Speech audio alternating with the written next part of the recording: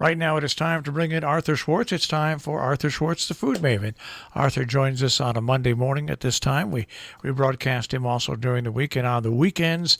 Ladies and gentlemen, it's always great to talk with him about food. Da-da-da. Good morning, Arthur. Good morning. Good morning. I'm happy it's cold.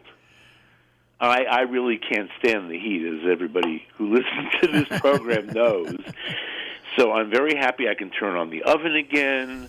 I can think of soup, although on the diet that I'm on, I haven't really thought about soup much lately. Although I did have miso soup last night. I discovered miso is very low in carbohydrates. In fact, I think I'm becoming the expert on foods that are low in carbohydrates because even though I'm trying mainly to eat protein and fat, which supposedly will help me lose weight, we'll see. This will be a month on Thursday that I'm doing this, and I'm pretty strict. Anyway, I've been discovering vegetables because I can't just eat meat and fat or even fish and fat. I need to eat vegetables and fruit, in fact. So my only fruits are strawberries and watermelon, and in strict moderation, not the way I used to eat strawberries, which could be like, a pint at a time. So artichokes, it ends up, are extremely low in carbohydrates. And how much artichoke can you eat after all? I'm not about stand and clean artichokes, especially out-of-season artichokes at this time of the year. But on the recommendation of a friend, I tried canned artichokes. Now, I'm sure these are very widely available. I bought an Italian brand. Maybe it's ever so slightly better than, and I did, by the way, notice on at Gustiamo, which is this Italian website that you can buy really premium Italian food products. They were selling small jars of artichoke hearts from Pestum, from where Cecilia's farm is, in fact, a neighbor of hers, Maida, for $36, a little jar of artichoke hearts. I think I paid $3 for the can of 6 really plump, beautiful artichoke hearts. And they taste like almost nothing out of the can. So my friend said, what you have to do is salt them, oil them, and lemon juice them. I did that, and they were really quite nice with some tuna fish, on the side of some tuna fish that I had, tuna fish salad. What else? And then also, my physical therapist, who is a strict, he calls himself a carnivore. He rarely eats even vegetables, and I keep telling him he's young enough. I keep telling him this is not healthy in the long run. He says, my wife keeps telling me that. Well, I said, you mean your wife may be right. And I'm sure she's right, actually.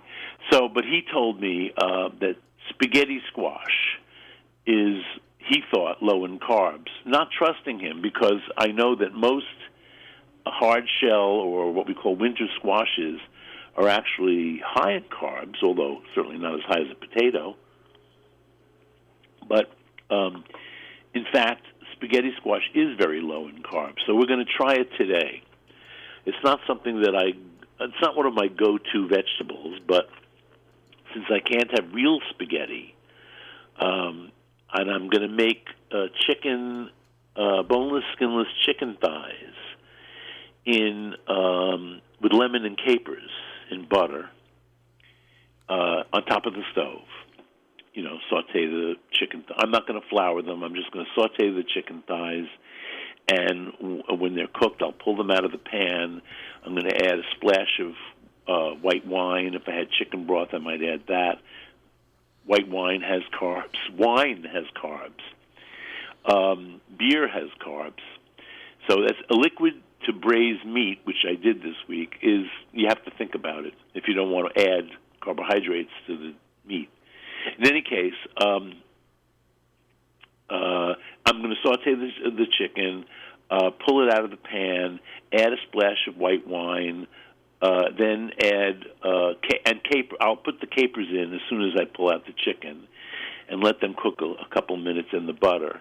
and then I'll add the white wine, and then I'll add the lemon juice, and then I'll put the chicken back in and turn it around, turn it in the sauce a little bit, let the sauce reduce a little bit, and that's going to be it. And whatever sauce I have will dress the spaghetti squash. In fact, I've been reading a lot about these kind of no carbohydrate diets or low carbohydrate diets, and they really tell you that the more fat you eat, the better. So I'm into mayonnaise, but also butter. And initially, I was just going to toss the spaghetti squash with some butter and grated Parmesan cheese and see what that was like. And maybe I'll do half that way and half, depending on how much sauce I end up with the chicken. This is always a problem for me. Like, I made braised meat this week, braised chuck. Get to that in a sec. And then what do you eat the gravy with? There's nothing to eat the gravy with. I mean, you want a potato, you want noodles, you want pasta, you want something. Rice even. Not with a pot roast for me. But anyway, we had it with nothing, but I cooked the sauce down enough that it was okay because it was the sauce for the meat. So back to no-carb vegetables and fat. One of the essays I read about these diets said not only to help you increase the amount of fat you have in your diet, which should be like 70%, 65% of your calories a day. So figure that out.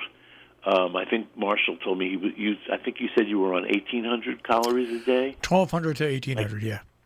Yeah, 1,800. So a quick arithmetic here is, if you let's say did even 60% of your calories from fat, it would still be under 800 calories, or over 800. Well, I don't know. My math is not so good while I'm trying to talk at the same time. But anyway, it's a lot of calories from fat.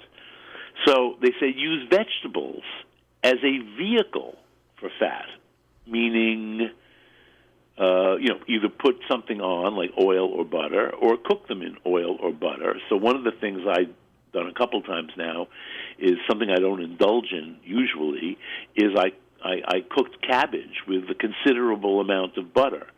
Let's say a half a stick of butter for a half of a medium-sized head of cabbage, and you shred up the cabbage, put it in the pan with the butter, cover the... if you haven't just washed the cabbage and it still has moisture clinging to it, add a tablespoon or two of water to the pot so the cabbage starts steaming. And that's it. Now, I would say after 15 minutes, it's sweet and delicious, a little salt in there too. After a half an hour, it's still sweet and delicious. And then after that, it starts caramelizing, the cabbage, and it becomes something totally different and also reduces a lot in volume. So if you just want a nice, fresh vegetable, cabbage has practically no carbs, and you can add butter to it, and it's delicious. Today, actually, I'm going to cook some cabbage with pancetta. Ooh. I'll add my fat that way. Cook out some diced pancetta, and then add the cabbage and let it roll. I'm not sure exactly how long I'm going to cook it for. So I have a lot to cook today, even though I keep complaining that one of the things on this diet is that it doesn't really, it limits the amount of cooking you can do. Well, I'm finding ways to cook anyway. I like to cook, and I think it's very important to cook. And my kvetch of the week is a TV commercial. I don't even know what it's for because I hate it so much. And but I know what it's for. I mean, I don't know the actual product name, but it's for you order pre-prepared foods, pre-prepped foods. You know, these systems where they send you a recipe and all the ingredients you need for the recipe, but everything's been cut and diced. Well, I have no objection to that, not for myself, but for other people who are very busy and want to do that. But the tagline on this commercial is, make time for more important things. That's right. more important? You know how than that eating? gets to me? Yeah, what's more important than eating? What's more, air is more important. Yeah. Love may be more important, but you need food to make love. And to breathe. And you still need food to breathe. Breathe the People air, that's just, right. it reminds me of those, of the way Americans were sold on convenience foods in the 50s, as well as other household helpers like the vacuum cleaner. Arthur. And my mother had a stove that would go on and off automatically, and that stove was bought in 1951. So you're right about they were making time for other things, but I'm not sure what they were making time for other than shopping. You know what I don't like about these companies now? They've grown onto a third company. You not only get the food from them, but they sell you a special oven that you use it in. Oh, really? Yeah. Now there's companies now where there's a special oven that this food. And I'm sorry, one thing Jill taught me many years ago, and I'm so glad she taught it, is to get off processed food. And you know what? It doesn't take much longer. Cook it yourself out of the ingredients you pick. It's just... Yeah, I'm going to take that a little further in that I even have problems ordering produce. I know where I can have meat delivered, but I've yet to find a place that's going to pick the produce the way I do. Or the way I want, or also for me, it's a great activity. I get pleasure in going to the produce market. So I don't know. Anyway, I went to Whole Foods recently. Are there any Whole Foods around? There's one in Torrington, maybe? No. And we're not a big enough market for Whole Foods. I think if you go to Danbury to find a Whole Foods or West Hartford. So there must be one in Danbury for sure. Anyway, I don't know about that because we have a Whole Foods in Park Slope. It's actually technically in Gowanus, the next neighborhood. But it's really when it first opened, I hated it. I should not use that word. I did not go shopping there, except that I did admire their parking lot. They have the most amazing parking lot with heaters over every parking space. So when it's freezing and snowing, not that that's happened much lately, not around here anyway, the parking spaces are heated. But when Amazon took it over, it really did change, and the prices are not crazy at all. In fact, I very often find true bargains, meaning high quality at a low price at Whole Foods.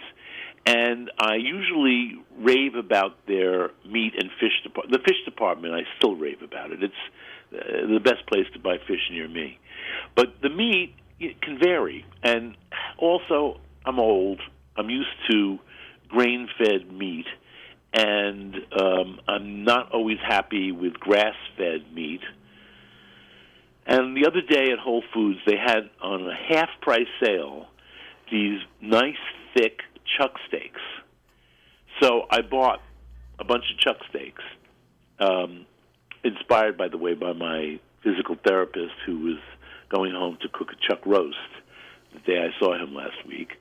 And he asked me, what he should do with it. He actually bought it, he told me, to grind it up for chopped meat, but then he realized it really wasn't enough fat for ground beef. We both agree you have to have a minimum, well, not minimum, but you need to have a 20% fat in you even could say minimum. You're right. Hamburger beef. When I was younger, I went on a totally no-fat diet. I went on that fad with Oprah Winfrey.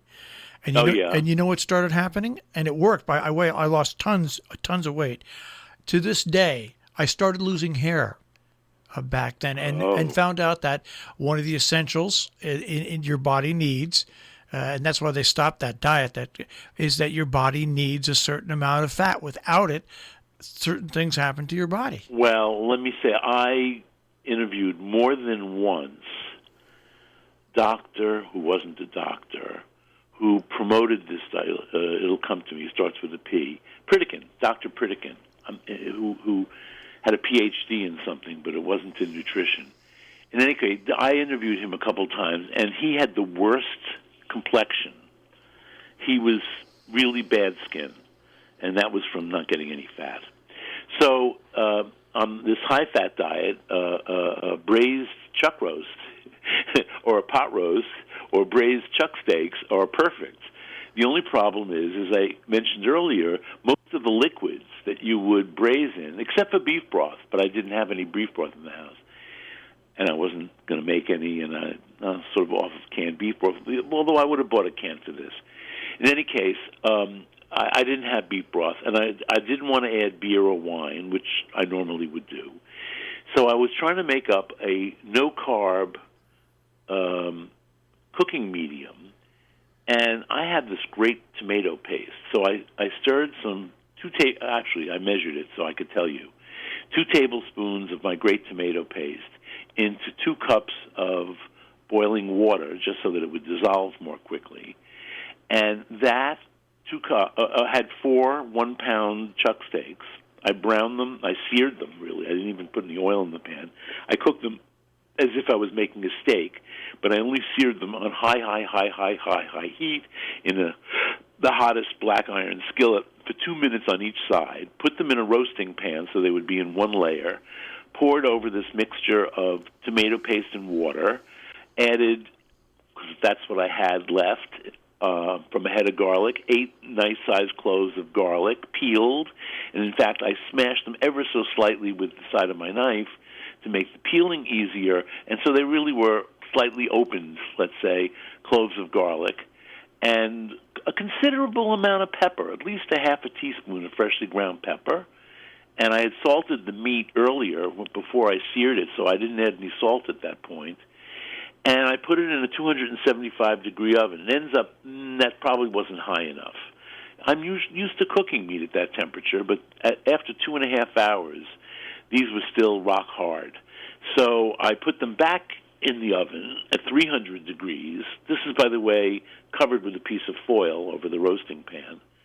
And I turned them and basted them after an hour and a half, and then after 2.5 hours, and then then it took at least, I would say it was at least another hour at 300 degrees. So we're talking almost 4 hours to get this meat fork tender, and it was. And we ate some. And then let me say, I put it aside. I'd made it early in the day, and I reheated it for dinner, and then I reheated it again 2 days later. The best time was the third reheating. It was really the second reheating. Again, I had it in a casserole, and it was covered with gravy. I did, by the way, skim the gravy. I have a gravy separator pitcher, one of those things where you pour in the gravy, and and the spout goes all the way to the bottom so the fat stays on top, blah, blah. I did the best I could in skimming this, but after all, I'm supposed to be eating more fat, so it was not a perfect skim, I realized. Once the meat had been refrigerated, you could see there was a very thin layer of fat on the top. But I ate that too. We really enjoyed this with the gravy. Bob said, can you make this again? The gravy is so great. And I'm going to try to reproduce this. What else did I do this? So the other thing is mayonnaise. Mayonnaise is a great fat, I have to say. And we can eat egg salad with mayonnaise. We can eat tuna with mayonnaise. And we can almost eat mayonnaise for its own sake, but that's disgusting. So I made, and I will make again today, some remoulade sauce from New Orleans. Now, in New Orleans, they have red remoulade and white remoulade, and this is a white remoulade, a recipe I got a zillion years ago. I don't know, it was at least 25, maybe 30 years ago, from a chef who was now super famous, John Folsey. He has maybe the most expensive restaurant in New Orleans, French Quarter. But in those days, he only had one place. It was called Lafitte's Landing, and it was in Donaldsonville, Louisiana. That's when he gave me this recipe, which I've made for all these years, although I have revived the frequency of making it right now. So here it is. Now, there's one ingredient here that I actually ordered online because I couldn't find it in my local stores. I may have talked about this on the air before, and that's Creole mustard. But I have since discovered that any whole grain mustard is like Creole mustard. So you can use any whole grain mustard for this. So it's 3/4 of a cup of mayonnaise. Of course, I use Hellmann's. 1/4 of a cup, although I've been looking for Duke's, which is a southern mustard and they use in New Orleans. 3/4 of a cup mayonnaise and 1/4 of a cup of whole grain mustard, Creole or not. 1/2 tablespoon of Worcestershire sauce. 1/4, well, I don't know. Use to your taste. Hot pepper sauce. Tabasco is fine, but there's a product called Louisiana Gold. I've never seen it in New York, but New Orleans, they use that a lot. There's another one, too, that they like in New Orleans.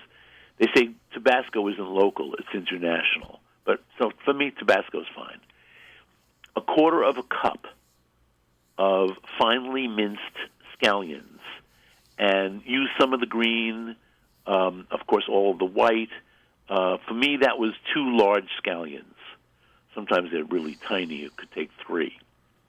A couple tablespoons of finely minced celery. It just gives it a little texture and crunch. That's a 0-carb veg, by the way. A full tablespoon of finely minced garlic. 2 heaping tablespoons of finely chopped parsley. I mean, you could even say it's 1/4 of a cup of finely chopped parsley. And a couple of teaspoons, rather, of lemon juice, like the juice of 1/2 of a lemon, or a little less even. Well, I like lemon. And a big pinch of salt. And you just mix that all up together. Now, the best thing is to make it in the morning for the evening, or make it one day and eat it the next day. And this is enough for, I would say, a minimum of 3 dozen shrimp. I don't know. That depends on the size of the shrimp. But I would say, at least more than a pound of shrimp. So, I don't know. It's a lot of mayonnaise. And, oh, by the way, so I put the shrimp on a bed of shredded lettuce. If you got this in New Orleans, it would actually be iceberg lettuce. But, in fact, we prefer romaine, so I do finely shredded romaine, then the shrimp, and then the gorgeous remoulade. And it would be great if I could have some crusty French bread with that, but I can't. Oh, sure. So my fetch of the week was that commercial, which really irritates me. I have to turn it off as soon as I see it. But I must say I'm very saddened and sad about the passing of Ruth Bader Ginsburg, who went to my high school, James Madison High School on Bedford Avenue and Avenue R in the Marine Park sort of section of Brooklyn, which when I was growing up was solidly middle class, if not upper middle class, in fact. There were some gorgeous homes along Bedford Avenue, multi-million-dollar homes now. It certainly is one of the best neighborhoods in Brooklyn these days. And it irritates me no end that I've heard more than once now that Ruth Bader Ginsburg came from poverty in Brooklyn to become a Supreme Court justice. She was never in poverty. Neither was Bernie Sanders, who also went to my high school. I heard that he grew up in a tenement in my neighborhood. There were no tenements in my neighborhood. It's mostly single-family homes or two-family homes on tree-lined streets. And there were apartment houses, certainly along Kings Highway. There were plenty of apartments, and Ocean Avenue and Ocean Parkway. But they were beautiful pre-war buildings with big rooms and spacious apartments and lots of windows. They were hardly tenements.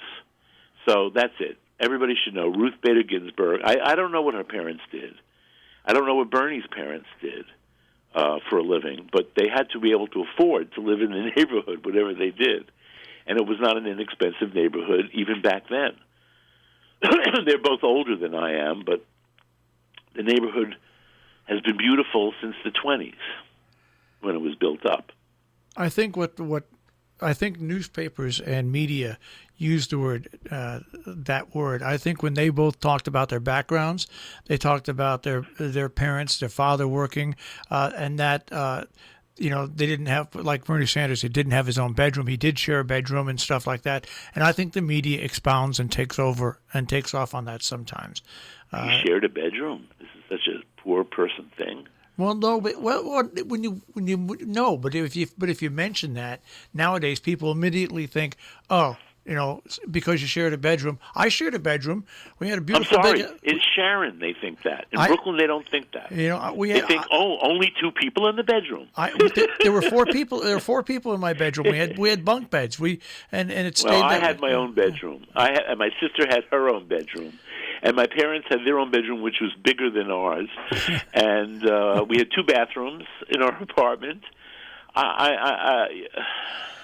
And we were the poor people in the neighborhood.